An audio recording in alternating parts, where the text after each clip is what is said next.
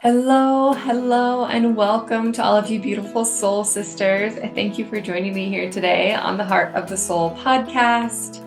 My name is Amana, and I am so happy that you're here. This is a space where we explore what it means to be wild women walking upon this earth, connecting about that which is often unseen and unspoken through the ancient ritual of storytelling.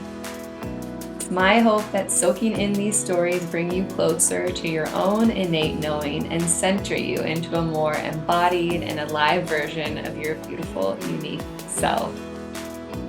Today is Thursday, November 7th, 2024. Our moon is currently waxing, building towards our next full moon in Taurus on November 15th. I have Madison Runyan here with me through the cosmos on Zoom today. She's also known as Free to Be Woman on Instagram, where she shares all about sovereign motherhood and conscious living. With my recent return to Instagram, somehow I was able to cross paths with her through the cosmos, through the web, and I invited her to share her birth story here, and I'm really excited to have you here today, Madison. I would love for you to just, take a moment to introduce yourself in whatever way feels good. Maybe tell people where in the world you're located and anything else you'd like to start with. Yeah, thank you for having me. So I am located in Dayton, Ohio, kind of born and raised in Ohio, and I lived in Louisiana for 6 years, and I kind of ended back up here.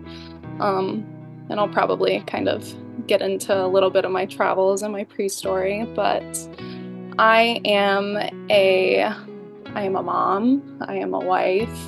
I come from a very large family, so I'm a cousin, an aunt, a sister, a daughter, all those things. And we'll get into my story, but my birth has really kind of exploded me. It was kind of a catalyst into me kind of rediscovering sacred feminine and coming back to really kind of realizing what mothering is and can be. And so I'm still in like this whole, I'm 8 months postpartum now. So I'm like in this whole evolution, and it can be pretty overwhelming at times, but also like really awesome to have this perspective. So I'm kind of just journeying through it right now. Totally. Yes. I mean, motherhood, birth is such like an incredible rite of passage that changes and transforms us in all the ways. Yeah, Like, no I'm matter still what. definitely integrating my experience like every single day. So, Yeah, yeah. absolutely. Absolutely. Me too. I mean, my littles are now 4 and almost 8, and I still feel like the integration of the experience of being mother and those births and how they have changed who I am. Yeah, Yeah. definitely. Yeah. hmm Yes. So for you, did you always know that you wanted to be a mom? Was that like a path you? Yeah, that's actually where I was thinking of starting too, for Yeah. sure. No, no, definitely not. I think like through childhood, I always had like mothering qualities or nurturing type qualities. Had all the dolls. I played with hair. I had all my stuffed animals and my pets, and like was a little girl dreaming of being a vet and caring for animals and everything like that. But I also kind of grew up in a very masculine oriented, kind of context and environment. Um, so like the way that I see mothering now was not really a part of my upbringing. And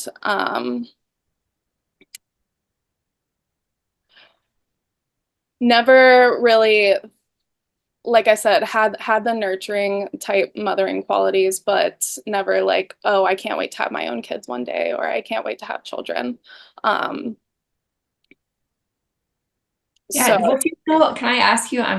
It's coming up. Like, do What stories were you told about your own birth? Do you Yeah. know? Yeah. Yeah, so I'm with my mom and my dad, and then I have one brother. So it's me and my brother, and then we have four older half sisters from my dad.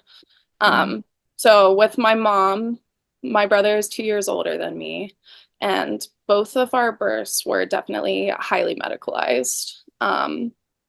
I can't recall if we were induction babies or not, but I have all, my mom went through all the photos that she has of her labor as well. I can see myself crowning out of my mom, and very medicalized, Pitocin. My story, or her story of her birth, she like takes it very pridefully and very warrior woman like. Like I went through the depths of hell and back, and a lot of medicalized interventions. Um, and she very much identifies and loves her birth, where me listening to it have a little bit of a different perspective, and that's okay too. Yeah. Um, Thinking about but like your experiences as that baby being emerging birth. yeah, yeah. So there is a picture of me crowning, and you can see the little fetal electrode in my head. Oh. Yeah, and the physicians like they kind of have like a little hook on my mouth. Um, So definitely very, very medicalized birth Yeah. into my world. And um, my mom, she's a doer. She's a go-getter. I definitely love her as my mother, but she was with that medicalized birth. She was high up in corporate America. She very much loved her job, very hard worker. And so she very quickly went back to work. Um, and I think she tried to, we were breastfed in her postpartum period. I forget if it was like 8 or 12 weeks, but then she very quickly returned to work and traveled a lot. Um, she tried to pump for a bit, but being away from us, she kind of told us that her milk just tended to dry up. Um, Mhm. and so that was kind of my my conceptualization of, motherhood. Um, Mom worked and did all the things. We also had like a very large family, so we were held by relatives growing up too, whenever our parents were out of the house. So that was really special. But the way I am intentionally living my motherhood is very different or contrasted to that. Um, Yeah. yeah. Yeah. So take me into you, like how did you meet the father of your baby? Yeah. So that's a wild story. So like I said, I'm Ohio native, and so is he. I grew up in Columbus, Ohio, and he grew up in Springfield, Ohio, which is about 45 minutes from Columbus. And it's actually the city where my mom's family and my grandparents are from. Um, However, I did not meet him there. I lived in Louisiana for 6 years. I got my undergraduate and my master's degree in speech language pathology down there. And my brother had moved out to California, and he was working on a farm out there. And it was my sophomore year of college. I grabbed my girlfriend and my brother's best friend, and we got in a car from Ohio and drove out to California. And it was like my probably one of my first like big, I don't know, independent trips. And went and met my brother, stayed with him for about 10 days, and he was living with my now husband, Jeremy. And so I met him there and like developed the biggest crush on him ever. um, yeah, spent 10 days there, got his phone number, and we kind of communicated, text and called for about 6 months. I went back to school in Louisiana. Um, and then on my following winter break, we decided to kind of reconnect back in Ohio. He was back from California, I was back from Louisiana. Um, and we met up and kind of have been inseparable ever since. Yeah. Kind of very quickly knew that we were going to be in each other's lives to some capacity, whatever that might be for kind of the rest of our lives. And that was back in 2015. So um, yeah, I feel like we've definitely lived a lot of lifetimes in the past, what, 9 years. Um, but it's been super fun, and we did a lot of things early on in our relationship and kind of led to finally conceiving our little one. Yes. How did that, was that like a conscious conception? Is it something you talked about before, or did it just happen? So it was I'd say half conscious. um I definitely I was kind of more resistive towards, I think Jeremy wanted kids before I realized, I knew I would have kids. I just didn't really feel ready. Um, and like kind of wanted to push it off. I think it also kind of plays into that orientation and that upbringing of, me going to school, me getting this degree, getting a job, um, getting a house, getting married. Like I had, for some reason in my head, I had to check everything off the list. And so that's what we did. God bless him. He stuck with me through that. So yeah, I think he was ready before I was. We checked everything off the box. I had loved our wedding, had a beautiful wedding in 2022. Then we Mhm. kind of did life a little bit more. And yeah, it was just one day in 2023, I was like, I think I'm ready. And so like we talked about it, and I definitely practiced, or I'd say probably half practiced fertility awareness.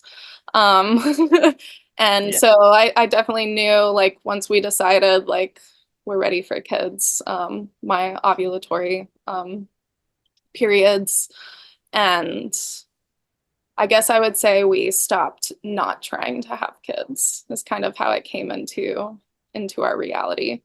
And Yeah. um it ended up we ended up conceiving on the my second cycle, that we stopped not trying to have kids. Cool. And had you sensed, like, I know some women speak of this, and I've experienced this where I like sensed my spirit babies, or I would call them spirit babies. People have different language for it. Yeah.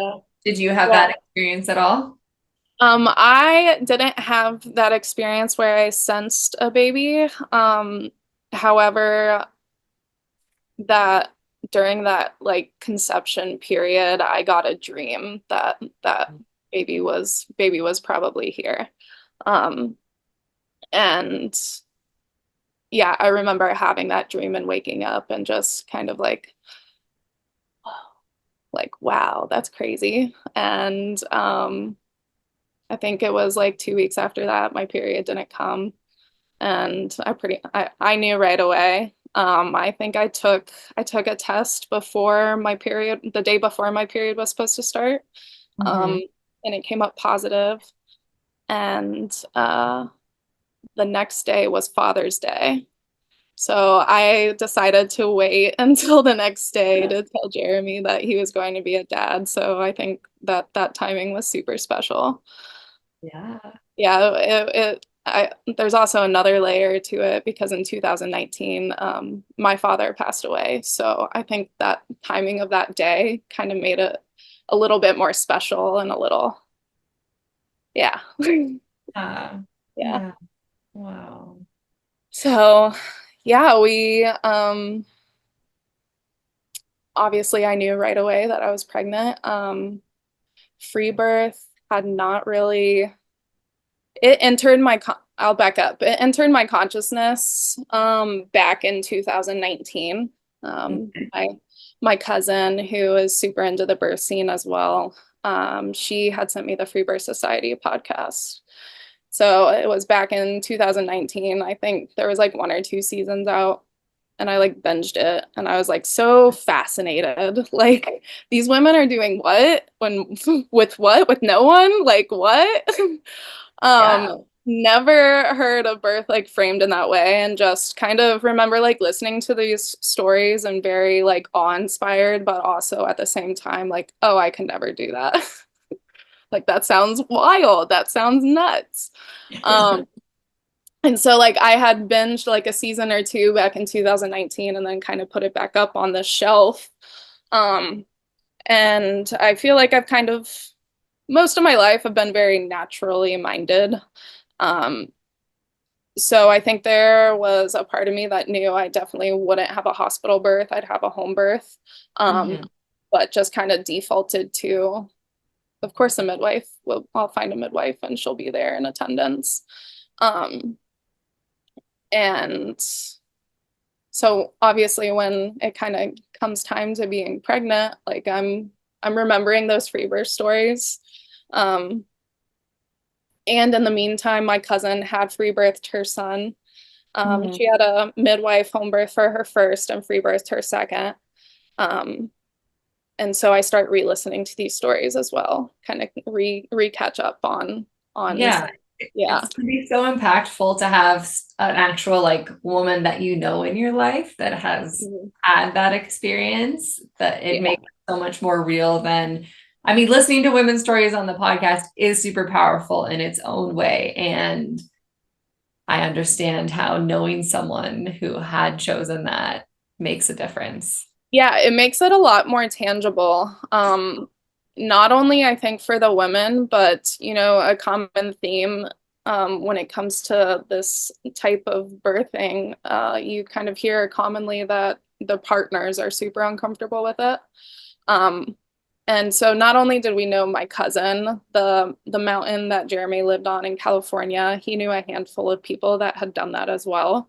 Oh, So when I kind of brought up that idea, he's remembering all these people that have done it. And so it kind of made it a little bit more seamless for my partner to accept, wow. not accept, but yeah, come around to the idea and not be so initially scared of it. Yeah, beautiful. So did you like seek out first potential midwives or in the area, or did you not? Yeah, so um I sat with the pregnancy, so around 4 or 5 weeks. And consequently my mom lives out of state. She was in town at that time, and we had some other familial parties because we both come from very large families at that time. And so it kind of just felt natural that we were gonna tell everyone that we were pregnant. Um, and everyone's first question is like, have you been to the 5 weeks? Have you been to the doctor? Do you know who your OB is going to be? Do you feel sick yet? Do you feel like kind of just inundated with all of these like symptomology questions and physician oriented questions, and just kind of like let that come in and go out. I did definitely kind of express that I'm gonna start looking. I'm gonna start looking. Um, I'm going to start looking for a midwife. I kind of was very, very adamant about that to family right up front. Um, Meanwhile, that same cousin sent me a book in the mail. She lives in Denmark, so she sent me a book, and there was no note in it or anything. And it's just an unassisted childbirth book. And it's really funny because I got it without a note or a return address, and I'm just like sitting there in my house. I'm like thinking, I was like, who would send me this? And I was like, oh, of course, Rachel would send me this. And Yes. so I Is kind the of, one by Sarah Schmid by chance? Or do you know which one it is? Do you I'm remember? sorry. Is it Sarah Schmid? No? It might be. I have it. Meant to bring it out, but I didn't. Okay, I'm sorry to Yeah. interrupt your flow. Yeah, No, okay. that's okay. Yeah, the book is called Unassisted Childbirth, and it's just this beautiful pregnant woman like on a sunset mountain with Oh, beautiful. yeah, Okay. yeah. You get this book without a note or anything, and you're just Yeah. like, whoa. And I literally just found out that I was pregnant and I opened this book. So I was like, this is nuts. Yeah, exactly. And then so I think I sat with it for a day and then I realized I was like, of course, my cousin Rachel sent me this book. And I was like, I need to call her right now. And she was like, I was like, I got your book. And I was like, funny enough, she was like, stop it. No way. I was like, I'm pregnant. And yeah, it was incredible divine timing because I think she dropped that seed like remember what you've heard before and what you might need to know moving forward. Um, and so I told family that I was going to be looking for providers and midwives. And every time I kind of sat down to do it, and like I'd find a page for a local midwife and I'm like reading through their website, just nothing spoke to me at all. I was like, you'd see lines of may come with one, two, three student midwives or assistants. That was like a big thing for me. Personally, and something that I'm working through too, it's hard for me to be vulnerable. And I'm just very much way more comfortable being alone. So like I'm thinking of one of these most vulnerable times, probably the most vulnerable time of my life, and just having strangers in my space. And that like put off red flags for me. I was like, I don't think I can do that. Yeah, I mean, people don't think about it, but I mean, just like you're saying, that I love, some other people frame it as like, do you have strangers like when you're having sex watching you? Like, Mhm. No, it's so true. and So it's another one of those really intimate and vulnerable times. true. Mhm. And so, um, yeah, so it kind of naturally just went into me and Jeremy talking about, going more the free birth unassisted route. Um, while at the same time, we're still telling family that we have found a midwife. Because even the fact that I was telling them that I was going to have a home birth with a midwife, like that caused a lot of fear. So I was like, yeah, there is no way that I can be honest and I'm just going to protect myself and my space. And I was kind of, so I'd say my cousin Rachel, she was more of like my virtual doula throughout my Mhm. pregnancy. Yeah. And we were just voice memoing back and forth all the time. And I also find myself to be a horrible liar. So I was like trying to figure out, dance with this line of, am I telling a lie or am I telling like a half truth? And the way I came to terms with it was, no, I am midwifing myself. Like I am doing the things that nourish me in my prenatal period and during my birth that I find need to be done to bring my baby here. So when I'm telling someone that I found my midwife, like she was within me. Yeah. Yes. Oh, I love Yeah. that. Yeah. So um And I yeah, walked a similar line too, so I totally get right. that. My family was like, home birth? What? Like, no, you shouldn't. And I worked in a hospital at the time as a registered nurse, so it was like, I don't know, It, magnified. yeah, sounds pretty similar because I worked and still do working to try and get out of it, but I work at a hospital too right now, um, Yeah. as a speech pathologist. So, Yes. um, Where they often can't understand why we would make a different choice. mhm, mhm. Yes. So you protected your birth space and told people that you had a midwife, which was within that woman was within you. Yeah, and also another interesting caveat. When I did tell family, and I'm like inundated with all those glaring questions, like uh, granted, it's 5 weeks, 5 weeks that I am pregnant. But when I tell everyone right after that, I start feeling the nausea, like it just like sets in the next day. Wow. Um, and so for about I thought it was interesting that it was at that time period where I let everyone in my life know that I was pregnant, that I then started feeling that symptom. And so I kind of went through it for about a week. It definitely wasn't horrible. It was just some nausea and maybe some vomiting in the mornings. But after a week, I sat myself down and I kind of very intentionally meditated on, like, you want this pregnancy. I know some people in GNM, German New Medicine, can say like the nausea is, I forget, like a conflict with not coming to terms with who you are, something like that. I don't know. So I sat down and I meditated. I'm like very intentional, like, I want this baby. We are safe. Yeah, just really kind of tried to integrate this pregnancy. And after that, I didn't have any nausea or vomiting for the rest of my pregnancy. So yeah, I kind of really, I mean, I tell my family that, and they're like, okay, Madison. And I'm like, no, I really think it was the power of the mind there. Yeah. Yes. Yeah. Um, and so that was like my very first, I think that experience with the nausea and vomiting and me trying to be super mindful about it was like, it kind of expanded my consciousness into the power that I have with my thought and my intention throughout my pregnancy, Mhm. and kind of showed me, yeah, the power and strength that our mind plays with our body, and that connection there. And the rest of my pregnancy was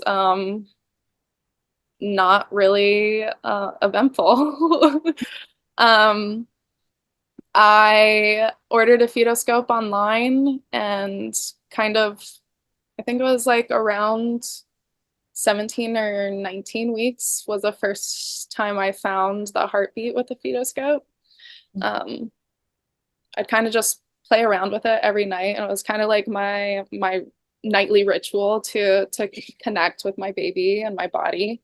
And if I heard something cool, if I didn't, that's also fine too. I'd kind of talk to baby and be like, if you want to make yourself known to me through this listening device, like, I'm here to hear you. And that really, it became like a nightly ritual, I'd say past 20 weeks and beyond, that I kind of did that. Um, Beautiful. and really helped me, yeah, kind of connect to my body, Yeah. my baby and my pregnancy. Um, I was very tired in the first trimester. I prioritized sleep, which was also very new for me because I'm a family of doers. I was falling asleep very early. Um, Also took nutrition very seriously. I think that was probably the biggest change that I experienced. Eating a lot and eating wholesome, whole foods, pretty much. I didn't really eat very much before or comparatively at least, I ate enough, but yeah. Um, Yeah. yeah. Uh, I guess I can speak to, um, I did go to a primary care physician and got a pregnancy confirmation, Mhm. just to have something on file. Mhm. And then I also had one other physician's appointment with a hematologist. I carry a gene mutation called factor V in my blood, um, which I believe it makes us more likely to clot. We're missing a protein factor in our blood. Mhm. And so I went to the hematologist just to, I don't know, gather information, see if they what they had to offer and if it was aligned for me or not. And pretty much what it boiled down to was I have not had any bleeding events or situations in my life. The mutation can either be active or inactive, and it seemed that I had this inactive um, type. And she was like, "But I can give you a blood thinner prophylactically," and I was like, "No, no, that's okay. I kind of received what I needed to here, and I don't." I don't need any further intervention. So those Mhm. were my two times engaging with the medical system throughout my pregnancy. Yeah. And as you sort of got closer, it was decided it was just going to be you and Jeremy. Sorry, is that right? Yeah, yeah, that's his name. Yeah. You and Um, Jeremy there. Is that true? And how did you like create a certain space? What sort of dialogue did you guys have? Is there any, yeah, other highlights leading into yeah. labor Yeah, day? so I think he like just looked over at me one day and he was like, it's just gonna be us, isn't it?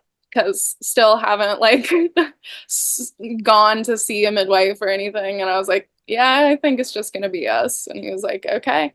And pretty much right away, he was totally on board. Um, we did buy some sort of, I think I saw a sale. I forget what it was because we didn't even finish it. I saw a sale for a physiologic birth course. Mm-hmm. It might have been put on by Indie Birth. And we did like a couple modules, but by that time, I was like, we don't we don't need to do this. Um, Mm-hmm. I think a mindset shift was for him at least too, and we talked about it, was that he was not my midwife either. And I think that's a big fear with a lot of partners, like them thinking they need to do all these things and need to know certain things. For him and I, we went over like three of the biggest emergency situations and let him know what they were and that they were going to be very obvious. And if those situations present, we're lucky enough to live a stone's throw away from our city's biggest hospital. So um, he felt very comfortable with that, and so did I. And um, yeah, we kind of just journeyed through the rest of the pregnancy and lived life like it was. It was Wonderful. yeah, it was Yeah. always funny when yeah, people just asking how you are. And since I had such an uneventful pregnancy, like not really having much to say, like I feel great. Yeah. Um, I think, oh, and this is a really big shift too towards the end of my pregnancy. Um, like I said, kind of throughout my pregnancy, I was voice memoing with my cousin Rachel as my virtual doula, and we'd talk about all things sovereign birth and physiological birth. And it was probably like when I was around like 32 or 33 weeks. I just remember kind of just like sitting in my chair and like thinking about how wonderful my pregnancy has been due to the choices that I have made, and feeling like immense grief that women don't know this is an option. And I remember just like crying into my voice memo, sending it to her, like, women need to know, like, I feel so incredible. And at the same time, I have had some friends in my life that leave their physician offices in tears, like them suggesting that they're too fat and like all X, Y, and Z, the whole gamut. And just like my heart bleeding for women needing to know that this is a path that can be chosen if you're willing to choose it. Um, and that kind of leads into my stuff postpartum as far as like educations that I sought out. But um, so saying all that, like I feel like I was really craving community, and women who also saw pregnancy and birth the way that I saw it.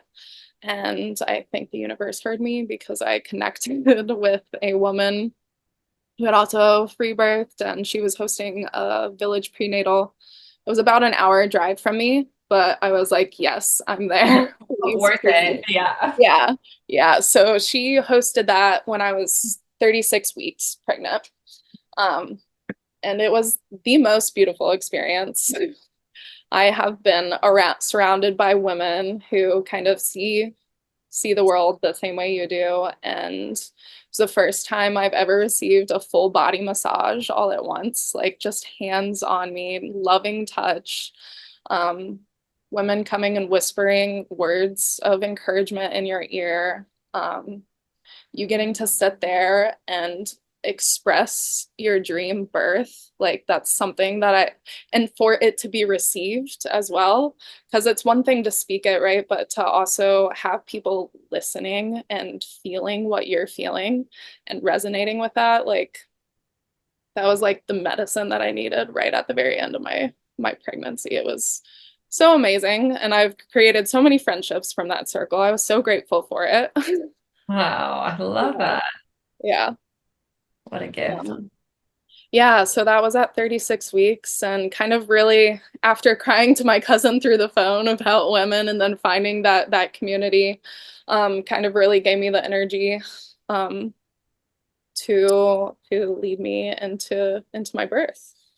Yes, yes. How did it begin? Mm. And how many weeks-ish were you? Did you keep track of that? I did keep track. Yeah, I was 39 weeks and 4 days.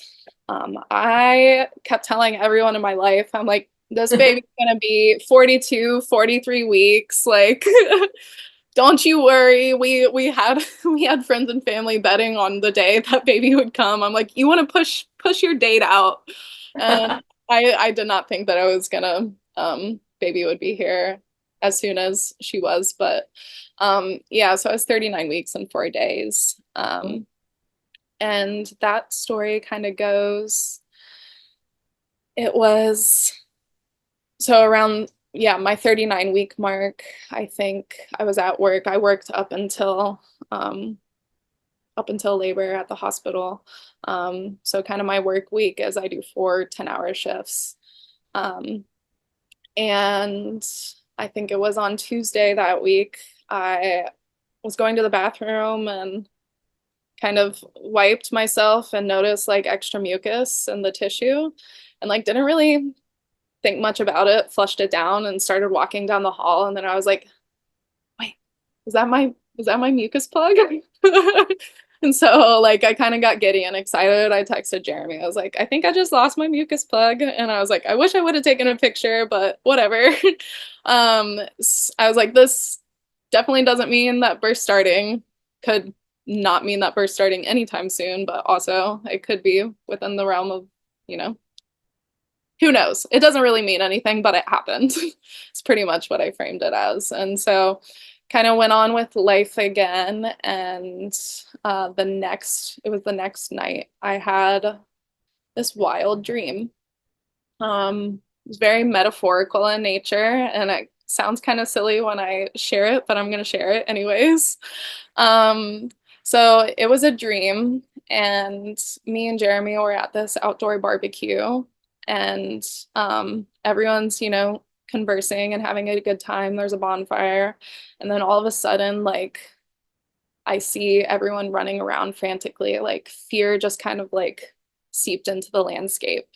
And all of a sudden I see like these little clouds, creatures, that look like dark clouds with like lightning in them, are kind of chasing everyone around.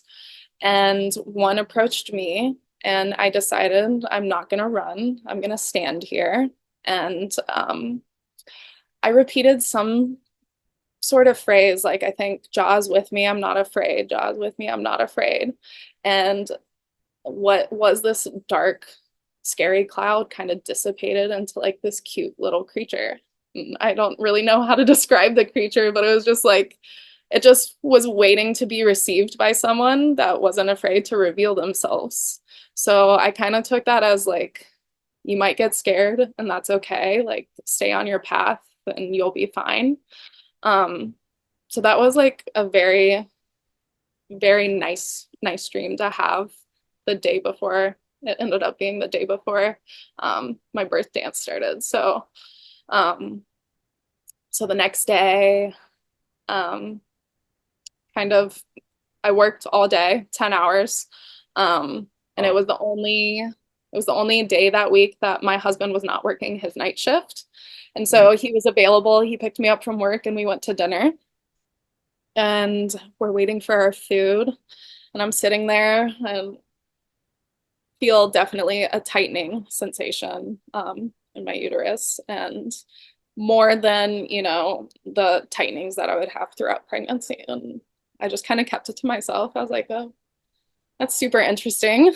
I was like, we'll kind of see if that happens again. I didn't really say anything to Jeremy or anything. I noticed it. It stayed there for like about a minute or so, and then it kind of went away.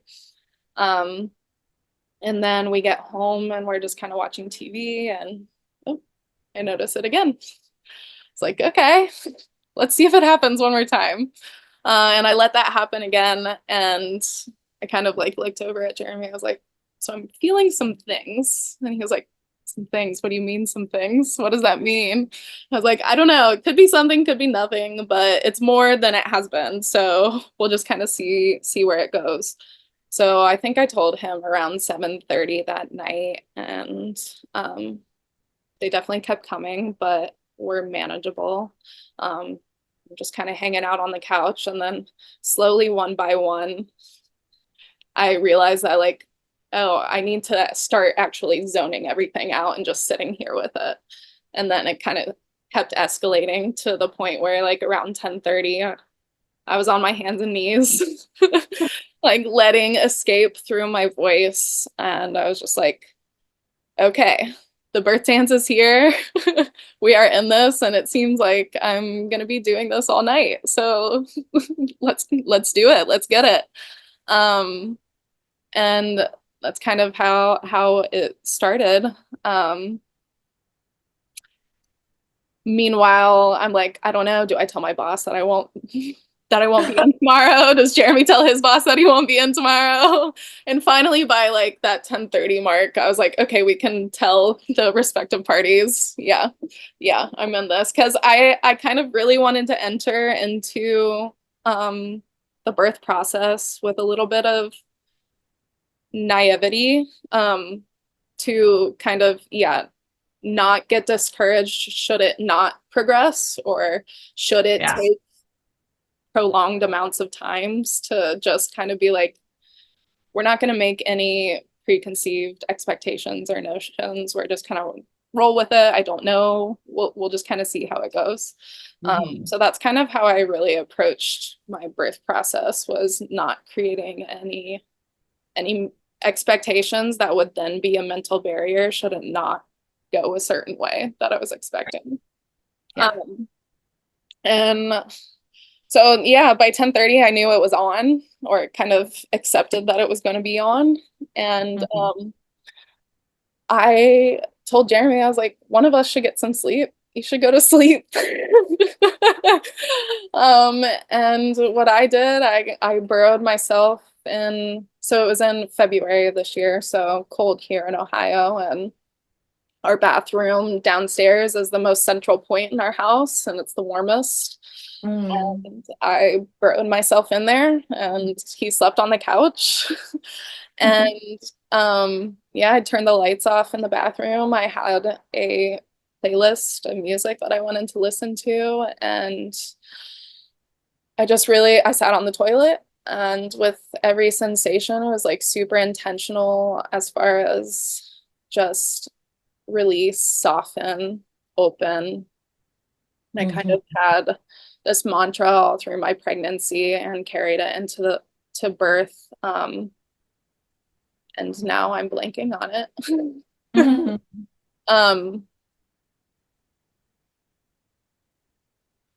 Wow, I should have written it down. It's okay. Maybe it Yeah. will come to you. Yeah, maybe it'll come to me. But And I also repeated words like open, soft. So yeah, yeah. So I kind of just worked there in my bathroom, and yeah, had a mental fortitude to just stay focused, and yeah, really just open and let my body to try and not resist as much as I could, and to surrender into the sensations that were coming to me. And I'd say my birth dance was very exponentially expanding. Like I didn't have much ebbs and flows. It kind of was very progressional. which I also knew doesn't always happen. So I was keeping my mind open to that. But from 10:30 to about 3:30, I just stayed in that space. And then I thought I'd I thought I'd try and get some sleep. So I went out to the living room and would see what would happen. And I thought that like 45 minutes passed by and really it was like only 10. And yeah, that just wasn't happening for me. So I went back to my bathroom Yeah. and stayed there until about 5:30 in the morning. And just letting, as the sensations got more intense, letting it release through my voice. So kind of, yeah, letting the energy release through my voice so that I could also um, let my yoni open as much as possible. Um, I did read, so I read that unassisted childbirth book, and then I also read Grant Dickley's Childbirth Without Fear. Mm-hmm. And he more so from the medical perspective talks about fear, tension, pain, and how the pain, the like intensity of the pain comes with, yeah, being tense and being fearful. So that was kind of like my whole goal was to just release that tension and soften as much as I could. Um, I think I did a pretty good job of it. There was one part during that time where after all the birth stories that I have listened to, like I started, bleeding a little bit, of course, because your cervix is ripening and softening and opening and expanding. But like when I actually saw blood start to trickle, I was like, oh my gosh, is that okay? And I'm like, hindsight, of course it's okay. But that was the one place where like fear started to seep through, and I reached out to my cousin, and she responded with like the most beautiful words. She's like, may you open like the flower you are. And I was like, okay. Oh. I was like, yes, of course, that makes so much sense. May I open like the flower I am. And yeah, that was a really sweet moment. So 5:30 comes around, and I think I vomited twice, and I knew from the stories that I had listened to that this is probably like the more transitional period. Mm-hmm. Um, and And so I Jeremy's sleeping on the couch at this still, point? still sleeping on the couch. Sounds Okay. like it's funny. We've recently debriefed like his perspective, and he was like, you sure you just want me to go sleep on the, I feel like I should not be asleep right now, but he went to sleep. But I got him up around 5:30 the next morning, after I had started puking a little bit. And I didn't know if I was going to want water in my birth. That wasn't really like I didn't get a birth pool or anything like that. Mhm. I kind of just said we have a bathroom upstairs with a bathtub. If I wanted water, I'd do that. And something in that moment was like, I just need to soak for a little bit. Mhm. So I asked him, he went and ran me a bath and then helped me up the stairs. And our stairs are like super steep. We live in a 1885 house. So the stairs are like a straight incline. And Yeah. I remember he's walking me up and we get to the landing and I have like the most intense sensation so far. And I just like bared down and like yelled with all of my might. And then he helps me up the rest of the stairs. And Yeah. I enter into the bathroom and he lit a candle and we did not talk about that at all. And I was like, this is the sweetest thing ever. Like just like seeing that red and orange light from the flickering candle and having a bath there was just like so sweet. So sweet. Um and yeah, so I soaked in the tub for about an hour. I feel like I was, and our tub is not that big at all. So I feel like I was like flopping from side to side while also squeezing his hand. And it was really important for me to shut all time out. The only concept of time that I had was the light in the window. Once we went upstairs, because in our downstairs bathroom there's no windows. Um, Mhm. and like I wasn't keeping track of contractions or like how long or how sporadic they are or anything like that, and kind of really just went into like this la la labor land state. Love Um, that. There's so much wisdom in doing that because you can yeah, get so caught up on the clock and the right, time. right. Yeah. And yeah, that was like one of my most intentional. Like I'm gonna put my playlist on my phone. I'm not looking at the clock or the time. Mhm. And I just have like that one timestamp of asking him to run me a bath was at 5:30. So Yeah. um yeah. And then all of a sudden, like after about an hour or so, um, oh, it is good to say too. I did have a hit or two of some marijuana before we got in the bathtub, and I feel like that definitely helped ease me into that state as well. Mhm. Um, and then all of a sudden I got like a jolt of energy, and that was the adrenaline, I presume, to Yeah. Yeah. to get through this last little jolt of the birth process. And um, it's really interesting to kind of compare this birth dance to times in my life where I've done psychedelics, especially Mm. in hindsight. Um, Anytime I really do psychedelics, I have usually have a scarf over my head, and like that's the zone that I enter. Like I'm in this space and I'm like, it's like the pressure on my head while also having like blinders on the side, but also being able to like look around. Um, and it's really funny to look back on it because at that time that I got out of the tub, Jeremy got me towels, and that's right where the towels went. They're like right here after I got dry, obviously, right here and in my zone and kind of leaning on the tub. And I think that's just a really interesting parallel Mhm. because, yeah, that's the It state I was was like a in for sure. psychedelic experience. Yeah, Yeah. an Thank you altered for state of mentioning that. consciousness. Yeah, Absolutely. Yeah. yeah. And so I think it was about another like hour and a half of me being there, and I would kind of move from squatting to standing over the tub and leaning and going from lunge on one side to the other. Um, and I had a mirror below me too. So intermittently, that was another checking point. Intermittently, I would like look down at the mirror and kind of see what I could see and just using that as information.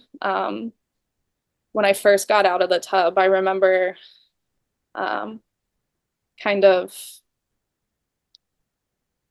contemplating the idea of checking myself. Like Um, feeling yourself with feeling, your own hands. yeah, just feeling inside myself and like kind of feeling what was there or wasn't there. Mhm. Um, and kind of having this internal dialogue of, okay, if I check myself and feel something, what will that mean for me? But also, if I check myself and don't feel anything, will that affect me? And kind of very consciously aware of that. And I made the decision like, I want to see what's going on in there. And if it's nothing, like we're still on the course, we're still on the path, and to not like let that psych me out in any ways. Um, but I felt the bulging of the sac. It kind of like felt like the squishiness of my nose because my waters hadn't broken or opened. And so yeah, I felt the sac and I was like, that was a really encouraging moment for sure. And so then as I was outside of the tub, I kept the mirror below me and I could see the sac just kind of Wow. getting bigger and bulging. Yes. And at one point, I even mustered up I don't know, the dexterity to take a photo of myself as well. Oh, I So love I have one photo of like my sac bulging and descending. I remember my mom was like, "You did what? When?" I was like, "I don't know." Um, yeah, and so I'm doing like going in between all those motions and just freely moving and felt incredible. And I don't her the sack, I couldn't tell if it was like mainly the sack or her head as well, but that. I was definitely expanding and opening. And finally, just on one sensation, I felt the urge to, I was on a one-legged lunge and to kind of just push my hips forward and lunge forward. And she just shot right out, like all at once. Wow. No crowning, no pause. Yeah, I think it was that fetal ejection reflex. And as she swam out, the sac burst and it was just like a pop and she was here on the floor. And Jeremy's watching me, observing me behind me. She kind of just fell to the floor and I picked her up and she let out one initial cry. She was pink and beautiful. And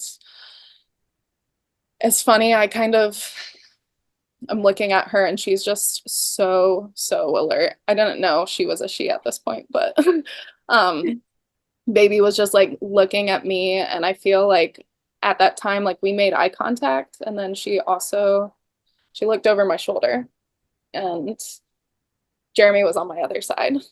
And I think her looking over my shoulder was her angel guides of my dad and other loved ones that I've lost, my sister and my grandparents. I feel like she was saying thank you. Thank you to all my ancestors before me and all the women before me that have done this and guided her here.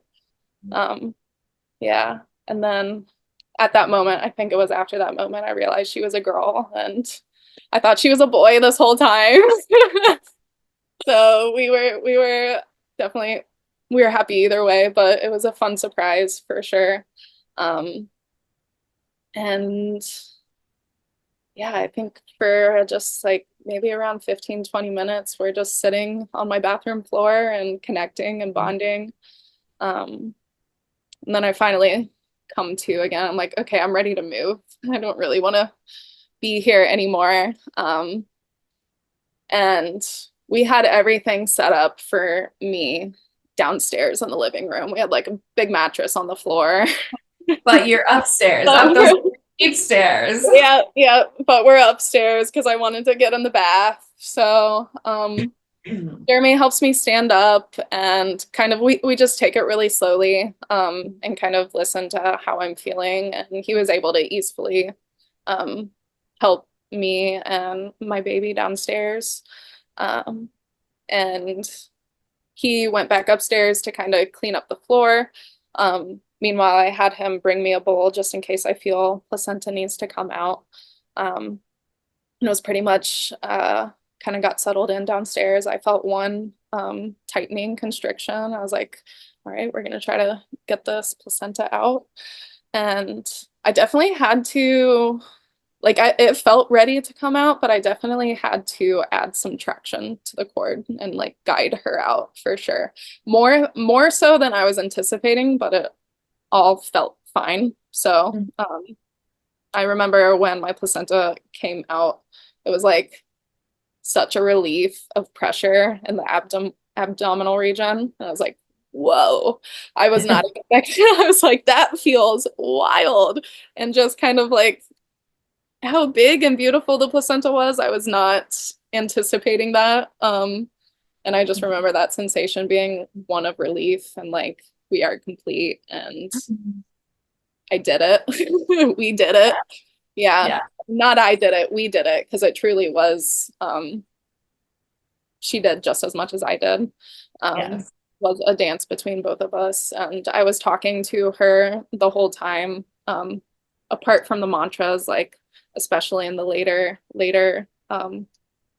part of my birth, I'm like, baby, I feel you, I love you, you are safe, you know what we're doing, come baby come. Just kind of calling her out of my womb. Yeah. Yeah. And we ended up probably about like 2.5 hours later, we ended up burning her cord. I wasn't really attached to the idea, but I thought it would just be fun to do. It was a fun experience to have. I don't know if I'll do it again or not, but it was definitely fun to have like that slow release of attachment. Yeah. Did you all just have a couple of candles or? Yeah, we had two candles and I had I had bought like a cord burning box. So it was like this really beautiful handcrafted wooden box with the little notches for the candles to rest in, Yeah. and for the wax to fall into. Um, Yeah. and yeah, my first meal was shepherd's pie, which was so amazing. Like a fabulous meal. Yeah, it was. And I think we had it at like 10 a.m. So shepherd's pie at 10 a.m. Yeah. Beautiful. Yeah. Yes. Yes. And how was like nursing? How did that begin Yeah. for you? And Yeah, she kind of latched right away. We didn't have any like huge hurdles to jump over, which I was super, super blessed with. Um, Nursed right away. My milk came in like 3 days later, and um, we stayed in our bubble, I think for about 4 or 5 days, and then we started having some physical visitors over. Mhm. Um, so it was really nice to have that bubble for sure. Yeah. Yeah. And did you wait some time before you even like told people, or what was that like for you? Yeah. Um, I'm trying to think of the timeline. I think it was fairly soon that we Jeremy, I didn't do any of this. Jeremy messaged our parents just to say that baby's here and we're all safe. We'll talk to you later, Later. pretty much. Yeah. So, yeah. Yeah. Beautiful. Yes. Wow. What a simple and magical birth story. Exactly. Exactly. And yeah, it was simple and beautiful and also so profound and expansive and Yeah. all the things. All the things. And um it was super sweet actually as well because 4 weeks postpartum was another one of my friend's village prenatals an hour away. So our first like far out outing was to a women's circle village prenatal, with my little daughter and all these wonderful women, and I got to share my birth story for all the other women, and yeah, that was just a super sweet moment for sure. How wonderful. How magical. Did you have names chosen before she was born? Or Yeah, so we had a list of boy and girl names. My daughter's name is Ren Kaya Runyan. And none of those were on the list. So I think we named her on day 4, I think. We kind of had an idea of naming her Florence, but like that was one of our top girl name lists. Mhm. Um, and I'm just like kind of sitting there and looking at her and thinking about me, like when she's a young child, like yelling her name through the house. And I'm just like, Florence. I'm like, no, I don't think that's it. And so we kind of would touch on the subject every day and just kind of, do you have anything? Is anything calling to you? And Jeremy one day, he was like, what about Ren? And I was like, I actually have that written down on my list that I did not share with you. So, um, yeah, we really both kind of landed on the name Ren. Um, I love the idea of calling her my little bird, kind of Ren like a bird. And I think in like Japanese heritage, it's kind of a symbol for the flower and rebirth. And Mhm. that just kind of definitely felt right. Um, and Yeah. then Kaya, her middle name, we love Bob Marley. And that's one of his songs in his second album. And so, yeah, we kind of just landed on Ren Kaya Runyan on day 4. She was with Mm. us. Before that, it was just baby girl. Yeah. Yeah. Yeah. I love, yeah, when names are so impactful. So, hmm hmm yeah. Yeah, it's actually pretty funny. My cousin didn't name her son. I think he was like 4 or 5 months old. Wow. She wanted to sit with it, and also her husband's Danish, so they wanted like an American Danish, like something that wasn't too crazy on either language. Uh, Mhm. so yeah, they danced with trying to find his name for quite That's a while. awesome. Yeah, Yeah. we with ours, it took a couple weeks with both of ours. Hmm. And it's also interesting to just experience how it wasn't hard for us to do that, but people around us didn't enjoy that we hadn't like named our children yet. Yep, yep, because family wanted to get, monogrammed onesies or Or like things tell like someone else the name, and it's that. like, you're just Yep. gonna have to wait. Yeah, it's actually pretty funny too because I mean, ours was only 4 days, and when we did name her, like it took me like a month to like start kind of integrating that name for her. And people would ask me out in public, what's her name? And I'm like, had to think about it. I was like, oh, that's her name. Yeah. Yeah, yeah. Oh, so now she's 8 months old, you said? Is that correct? Yeah, she's 8 months now. Mhm. Mhm. Yes. Is there anything else you'd like to share about these last 8 months as from maiden into mother for you? It's been a ride. Um,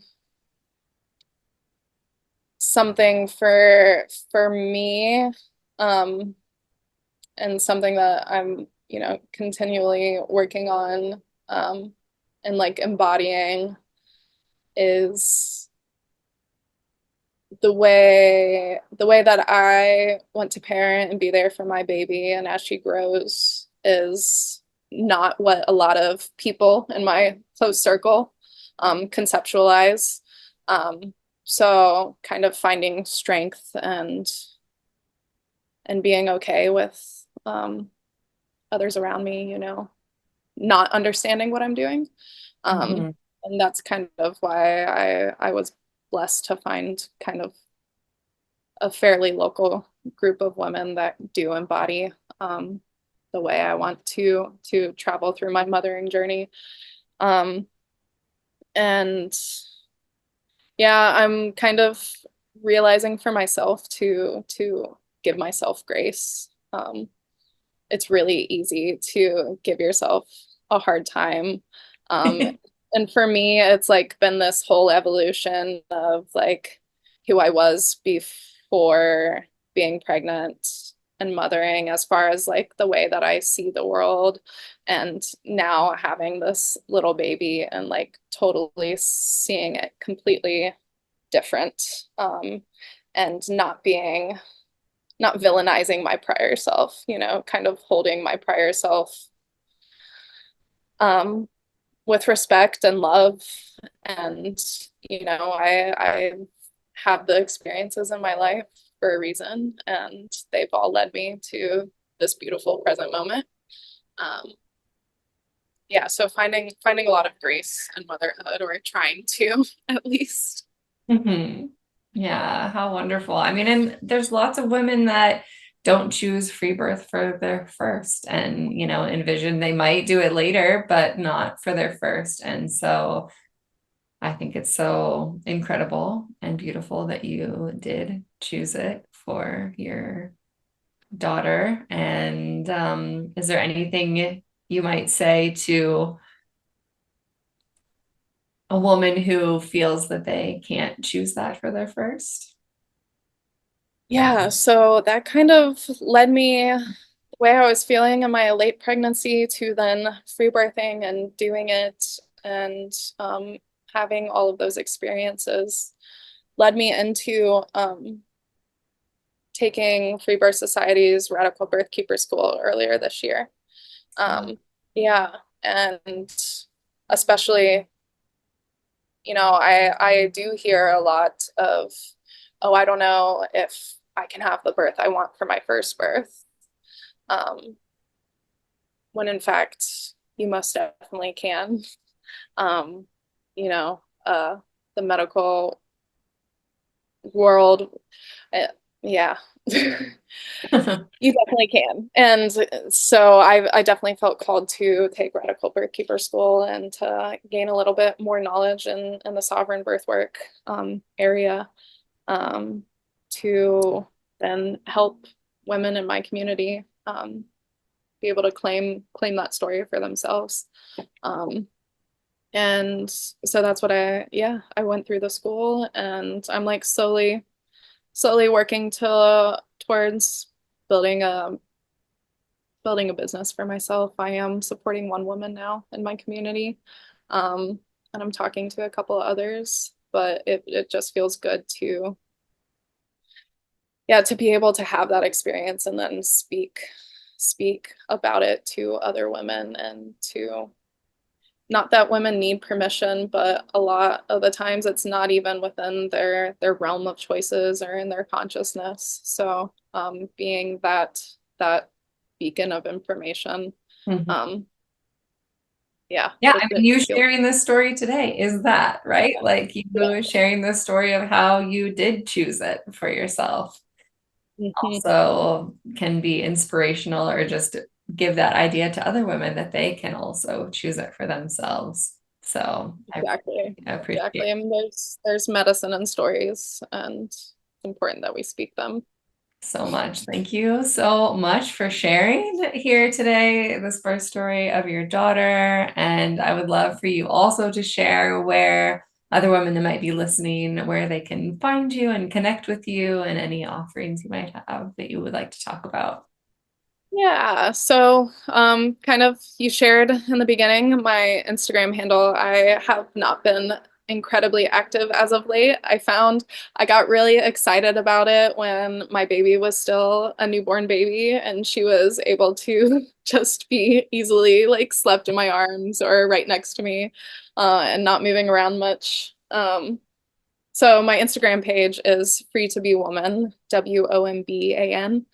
Um, and you can find me there. I'm hoping to get back on the Instagram train, but uh, my daughter is all over the place. She started crawling around 5 months, and she's everywhere now. Yeah. So Yes, I um, get yeah, it. so my goal is to I am have been hosting women's circles in my area of Dayton, Ohio. I'm talking to some women to start my first village prenatal, and kind of just want to provide those offerings for my local community. And if you want to discuss, anything birth and you're local to my area, you can connect with me on Instagram for sure. Wonderful. Thank you. Thank you. Thank you. So wonderful to soak in these stories today. Thank you for having me. Thank you. Thank you for tuning in and choosing to spend time with me today. I hope that you enjoyed this episode of The Heart of the Soul. I would truly appreciate if you might choose to leave a rating, review, or share the show with someone that you know. You can support this podcast by donating to it using the PayPal or Venmo links. If you have stories that you would like to share on The Heart of the Soul, please send me an email through my website. I would love to hear from you. If you would like to work with me, I have both one-on-one and group offerings, online and in person. Find out more on my website, birthingnova.love. If you're listening on Spotify, you can now even send me a voice message. Until next time, remember, be brave, be loved, be wild, be you, because you are the only you, and be the change that you seek for yourself and for the generations to come. Sending each of you so much love. Love, love, love. Mwah.